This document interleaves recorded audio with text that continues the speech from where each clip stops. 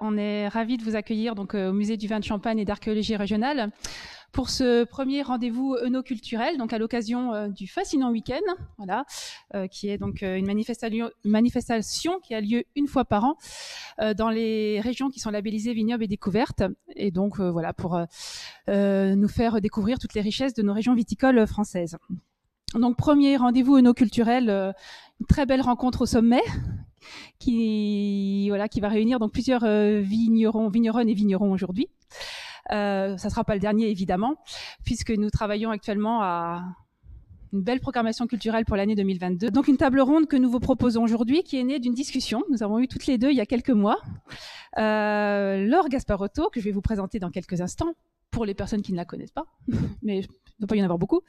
Laure me faisait savoir que cet ouvrage allait bientôt paraître, donc Parcours de vigneron, éloge de l'entêtement, coécrit avec Alain Graillot ici présent, aux éditions Glénat, et que vous pourrez évidemment vous procurer à la fin de cette table ronde, grâce à la présence de la librairie L'Apostrophe, juste derrière moi, que je remercie.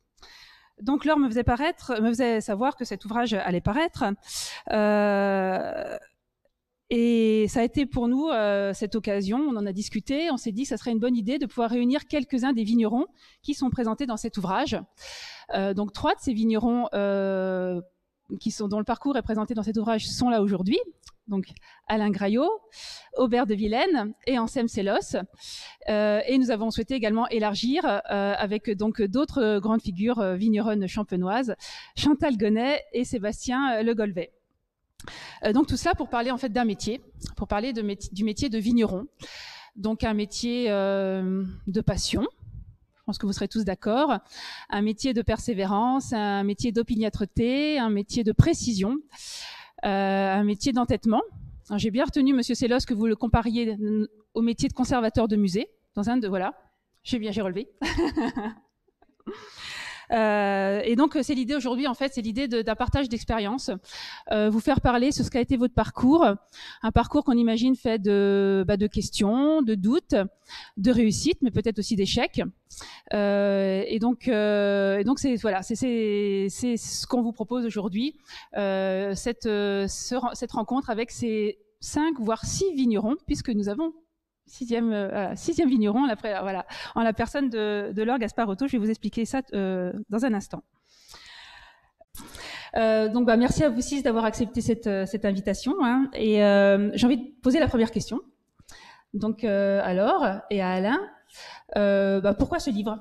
Quelle est la genèse ? Comment est-il né ? Et comment vous êtes allé chercher les différents vignerons et vigneronnes qui sont présentes dans ce livre ? Il faut bien comprendre le livre. Ce que j'avais dans la tête et ce que je souhaitais mettre en valeur, c'était ce que j'ai résumé ce que nous avons résumé par le terme d'entêtement, et qui en gros correspondait à essayer de décrire à travers des entretiens que nous avons pu réaliser, des parcours qui étaient globalement parallèles, mais même si le point de départ et le point d'arrivée ne se situaient pas nécessairement à la même hauteur. Mais donc, ce sont toujours des vignerons que j'ai rencontrés et qui sont passés d'une période qu'on va qualifier de austère, morose, noire, même quelquefois, à une période qui est beaucoup plus brillante, où ils sont exposés, voire dans certains cas surexposés. L'intérêt du livre réside dans les 19 portraits que nous avons pu réaliser ensemble et que nous avons pu retranscrire tous les deux. Quand Alain m'a proposé d'écrire ce livre, ce qui m'a plu, c'était qu'on n'allait pas faire encore un livre de portraits de vignerons, mais qu'on allait chercher des parcours qui allaient peut-être être des leçons de vie pour d'autres. Et je trouve qu'en effet, dans ce métier de vigneron qui est complètement anachronique aujourd'hui, on peut en tirer des leçons. Et ce sont des gens qui savent très bien se raconter, même s'ils n'écrivent pas toujours. Et en plus, quand Alain m'a proposé le livre, moi-même, je venais de renoncer à être vigneronne. J'ai donc été vigneronne pendant 5 ans dans les terrasses du Larzac, et il le savait même pas encore, Alain, que j'avais décidé de vendre mes vignes, et c'était incroyable parce qu'il me demandait justement d'aller voir des gens qui étaient toujours là, 50 ans ou 200 ans après. Donc, en fait, tout à fait l'inverse de moi. Donc, je me suis dit, je vais aller voir ces gens pour aller comprendre ce qu'ils ont et que je n'ai pas. Qu'est-ce qui fait, quelle est cette force qui fait qu'ils osent toujours? Alors, cet entêtement, en fait, c'est un peu à Aubert de Villaine aussi qu'on doit le titre du livre, puisque Aubert de Villaine, qui est le chantre de la Bourgogne, qui est une des régions viticoles les plus anciennes, les plus abouties, bon, la Champagne va pas être très contente si je dis ça, mais c'est assez parallèle. Mais en tout cas, Aubert cite souvent une phrase de Pierre Veilleté, qui est un journaliste du sud-ouest de Bordeaux, et qui dit « Il n'y a pas de grand terroir prédestiné, il n'y a que des entêtements de civilisation ». Et en fait, c'est de ce terme entêtement qu'on a voulu faire l'éloge de l'entêtement. D'ailleurs, Alain et moi voulions que ce soit le titre du livre, et l'éditeur Glénat a dit non, on ne sait pas dans quelle case on va le mettre après à la FNAC, donc il faut mettre vigneron quelque part. Donc c'est devenu Parcours de vigneron, éloge de l'entêtement. Mais pour nous deux, le vrai titre, c'est éloge de l'entêtement. Et c'est vraiment du coup ce que j'ai voulu aller chercher avec Alain, c'était quelle est cette qualité que moi je n'avais pas et que j'avais envie de mettre en valeur. Et c'était l'idée, c'était de dire aux jeunes, c'était une transmission aussi, un message, c'est dire aux jeunes, vous qui vous lancez dans le monde du vin, ne pensez pas que vous allez tout de suite vendre votre bouteille à 100 € et devenir une star tout de suite. Et donc, c'est la raison pour laquelle nous sommes allés voir des personnes comme Aubert, Anselme, Marcel Guigal et tant d'autres, parce que c'est l'humilité qui les a portés, l'entêtement, mais l'entêtement, c'est pas que la pugnacité et rester fidèle à une idée comme ça sans réfléchir, c'est aussi cette capacité d'adaptation et de souplesse. Qu'est-ce qui fait qu'à ce moment-là, peut-être les autres t'ont porté pour poursuivre l'aventure? Alors, dans mon cas personnel, disons que c'est vrai que tous les vignerons ici le savent, il y a des années qui sont meilleures que d'autres, et je pense qu'en plus de ça, on est en 2021 et donc on a un assez bel exemple de ce que peut être une année un peu plus jalouse, on va dire. Mais voilà, on passe toujours par des moments comme ça. Et après, c'est de retrouver, d'avoir suffisamment de ressources dans sa tête, accessoirement aussi, pas que dans la tête, mais les ressources, et d'avoir un environnement local qui d'une façon ou d'une autre, nous porte. Moi, quand j'ai commencé, personne ne me connaissait. J'avais acheté un peu de vin, j'aimais ça, j'en buvais, j'en bois toujours d'ailleurs. Mais voilà, et les vignerons de mon entourage ont été mes premiers supporters, si on peut dire. Et c'est assez ça qui est assez génial. Et très vite, j'ai compris enfin très vite, non pas si vite que ça quand même, mais j'ai finalement pu apprécier que je faisais partie, j'étais l'un des leurs. Et pour moi, ça c'était ça que je cherchais plus que la satisfaction matérielle, bien sûr, de vendre des bouteilles, mais de voir son nom sur une étiquette. Bon, mais moi, je voulais rentrer je voulais faire ce que tu as fait, c'est rentrer dans ce monde. Mais à aucun moment tu n'as douté du parti pris que tu as choisi. Parce que tu vois, parce que c'est de là aussi que vient ta personnalité et ce qu'on recherche aujourd'hui dans tes vins. L'accomplissement, c'est lorsqu'on a déterminé l'objectif. Mais lorsqu'on se dit qu'on est là pour explorer, en fait, l'exploration, elle peut être permanente. Il y a jamais de limite à l'exploration. Donc, c'est ça qui est beau aussi dans le message, c'est que il n'y a pas que le but qui compte, mais le chemin pour y parvenir, et que tu tires de la joie à chaque expérience, même si tu as un échec, est-ce que tu te dis bon là, comment on rebondit après un échec? Alors dans ma tête, je ne sais pas comment c'est arrivé. Jamais j'ai considéré que je progressais. Toujours, je considérais que je cheminais. Ça veut dire que si je me trouvais devant un cul-de-sac, je ne régressais pas. Si on se dit d'un côté on progresse, si on fait demi-tour on régresse. Mais pour moi il n'y avait pas de progrès, donc il n'y avait pas de régression. C'était simplement un aiguillage différent que l'on prenait. Et en fait tous ces succès sont venus du fait que vous êtes resté vous-même. Ce sont des choix courageux d'être resté soi-même par rapport au mode aussi. L'auxiliaire être pour moi est très important. aussi bien pour le vin qu'il soit, et pas qu'on lui apporte, qu'on fasse qu'il ait un avoir, mais qu'il soit lui, et également que nous soyons nous. Nous soyons authentiques, que le vin soit authentique et nous soyons également authentiques. Et ça, c'est très important.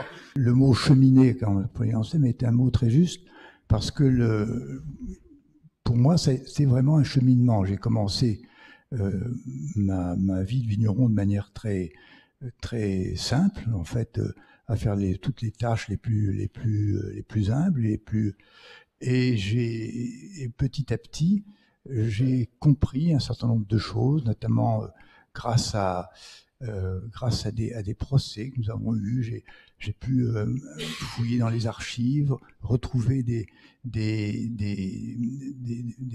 un historique qui m'a montré ce qu'avait pu être l'histoire, bien sûr, de la Bourgogne, mais du domaine des vignes dont nous avions la charge, et une expérience qui m'a amené peu à peu d'ailleurs à cette idée du patrimoine mondial, pour essayer d'inscrire dans le marbre, si je puis dire, cette idée de terroir, cette idée de faire du vin qui est l'expression du lieu d'où il vient, qui, je voyais en même temps, devenait une idée qui envahissait peu à peu le monde du vin. On voyait peu à peu tous les pays du monde, puis le Barolo jusqu'aux Nouvelle-Zélande, qui venaient en Bourgogne pour si on peut dire, se ressourcer, pour comprendre cette idée de vin fait avec un seul cépage, dans l'idée de l'expression du lieu.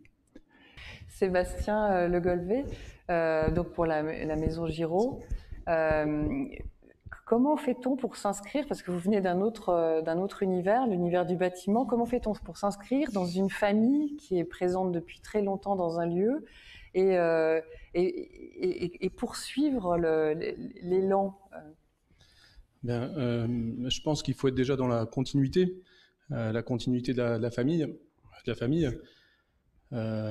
respecter l'ADN aussi de la famille, surtout quand on vient d'un autre métier comme le mien, comme du bâtiment. Mais aussi on peut apporter la pierre à l'édifice. Et c'est ça, comment on peut rester soi-même tout en en adoptant l'ADN d'une autre famille? Déjà en étant à l'écoute de ses pairs. Moi j'ai appris à faire du vin avec Claude pendant 3 ans en fumant des cigares le samedi matin. Et ça c'est une belle expérience, parce que quand on fume le cigare, on est obligé de prendre le temps.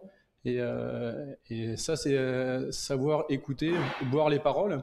Et je pense que ça c'est très important. Bon, Chantal, tu as fait ta première vendange cette année. Donc l'élevage, ça ne va pas être pour tout de suite. Tu as décidé de devenir vigneronne. Voilà. Bon, je ne sais pas exactement ce que je vais faire comme vin. J'ai envie de vin vivant, justement. Vous parliez du bois qui est vivant. On a envie de vin vibrant, qui vous parle, qui vous donne des émotions. Donc, il faut des sols vivants. Alors, voilà, pour l'instant, j'en suis que là, moi. Plutôt travail de la vigne. Et effectivement, ça fait déjà 50 ans que je suis sur le vignoble et qu'on voit déjà tout petit, hein, on voit le travail qui a été effectué, mais on se dit qu'il y a encore finalement beaucoup de choses à faire pour remettre par exemple des arbres dans les vignes. Je me souviens quand j'étais petite, j'allais sur une parcelle qui s'appelait le cerisier, il n'y a plus de cerisier, ou enfin plein de choses comme ça. Et puis on s'inspire de tous ces vignerons qui sont vraiment des pionniers et qui ont fait tellement de choses. Mais en fait, l'humilité, du coup, on reste très humble, parce que quand on tombe sur une année comme 2021, on est obligé d'accepter. Et c'est vrai que tous les vignerons, là, dernièrement, que j'ai interviewés, que ce soit n'importe où en France, me disent « mais ce n'est pas grave, on continue ». Ou même, quel que soit… en fait, il y a toujours des contrariétés dans le métier de vigneron. Ce qui est important, c'est la notion de fierté. Alors, ça peut être quelque chose qui est peut-être malvenu, mais de pouvoir se dire je me suis consacré à la tâche, j'étais dédié 7 sur 7 et j'ai une équipe qui était là 6 jours sur 7. Ils ont fait 55 heures par semaine de fin juin à début août. Se dire qu'il y a ce travail-là qui est fait, on peut plus rien se reprocher. Après, c'est le Inch'Allah de la nature et on n'est pas plus fort que la nature. Laissons-la. Disons qu'on a payé pour une belle récolte 2022. Je vais juste vous sortir un aphorisme que se plaisait à nous raconter un vieux vigneron de la vallée du Rhône, qui était le suivant, était en train de nous dire, en fait, c'est quand on a un millésime vraiment pourri, mauvais, comme celui que nous venons de traverser, qu'on s'aperçoit qu'on n'était pas pour grand-chose quand on a fait des grandes années. Et ça, c'est peut-être un peu schématique, mais il y a quand même beaucoup de ça. Alors après, moi, en ce qui me concerne, comment je me suis, est-ce que je suis vraiment vigneron? Oui, je fais beaucoup de choses pour l'être. Alors, je peux pas dire que j'ai eu un matin une illumination en me disant, en me réveillant, ça y est, je suis vigneron. C'est par petits paquets. Alors, il y a des éléments. Il y a par exemple le regard des autres. J'en parlais déjà tout à l'heure. Mes confrères, mes amis. Bon, moi, j'ai beaucoup traîné dans le vignoble et je continue à le faire d'ailleurs. Je vais voir toujours des gens. J'aime aller voir des vignerons. J'aime les écouter. J'aime déguster, bien sûr. Mais c'est surtout, moi, j'aime aller voir les gens qui me disent ce qu'ils pensent du vin, pourquoi ils le font, comment ils le font, etc. Comment rester entêté? Je pense qu'il faut surtout pas avoir peur de l'erreur. Parce que des erreurs, forcément, on en fait tout le temps et on grandit toujours de nos erreurs. Ce qu'on a fait bien, souvent, ça se fait naturellement et en fait, on n'a pas vraiment réfléchi à quand ça s'est bien passé, pourquoi ça s'est bien passé. Aubert, est-ce que vous êtes déjà trompé? Souvent. Par exemple, bon, il me vient à l'esprit, hein, et c'était une vraie blessure. Le Montrachet, vous connaissez, c'est quand même un cru qu'il faut pas rater normalement. Hein. Et sur le Montrachet 92, qui était un des plus grands millésimes que la Bourgogne ait produit en vin blanc, 92, à cause d'une intervention sur la fermentation, il y a eu un arrêt de fermentation. Et la fermentation, on n'a pas pu la faire repartir naturellement, et on a été obligé de le faire non naturellement, avec des levures, et du coup, ce vin qui était du Montrachet est devenu un vin qui était sans intérêt, et on n'a pas fait de Montrachet 92, et on n'a pas sorti de Montrachet 92, et ça a été une grosse erreur. Et là, j'ai compris un certain nombre de choses. On peut douter de soi aussi souvent quand on est vigneron. Comment on reste fidèle à soi-même, à ses convictions? Pas de dogmatisme, du pragmatisme. Aller chercher le savoir, aller chercher le savoir par l'expérience, le savoir par les rencontres, le savoir par la lecture, la rencontre d'autres professionnels, par la lecture. Oser est très important, mais pas être borné. Être fidèle à soi-même, non. Je pense être plutôt dans l'esprit scientifique et donc être prêt à me contredire demain. Je suis pas du tout technicien, c'est-à-dire pas du tout dans l'utilisation systématique, automatique d'une technique, mais plutôt être enseigné, riche d'un savoir et sensible pour avoir le plus juste geste. Mais je veux surtout pas représenter quelque chose. Je veux surtout pas que ça soit mis dans une case. La liberté, c'est certainement ce qui nous caractérise tous le plus. J'avais une question, Alain, Aubert et Anselme. Quelles sont les questions que vous vous êtes posées au moment de la transmission? Je pense que dans la succession, c'est pas un savoir-faire qu'il faut transmettre, c'est un savoir réfléchir. C'est-à-dire, toujours développer sa curiosité, toujours lui poser des questions. Parfois, il faut prendre les virages, les virages et les prendre et savoir surtout bien négocier les virages. Et quand vous avez quelqu'un qui est là pour vous aider à piloter, je pense qu'on gagne quand même du temps et je pense que ça, c'est très intéressant. Je ne sais pas si c'est plus facile ou si c'est plus simple. En tout cas, on met encore plus de temps, certainement, parce qu'on n'a pas de guide, on n'a pas de mentor. C'est vrai qu'on a probablement mis, certainement, mon frère et moi, au moins 10 ans à lui connaître ses parcelles, savoir ce que pouvaient donner les vins, savoir même ce qu'il voulait faire comme vin, parce que il faut déjà bien se connaître soi-même avant de savoir ce qu'on veut devenir ou faire.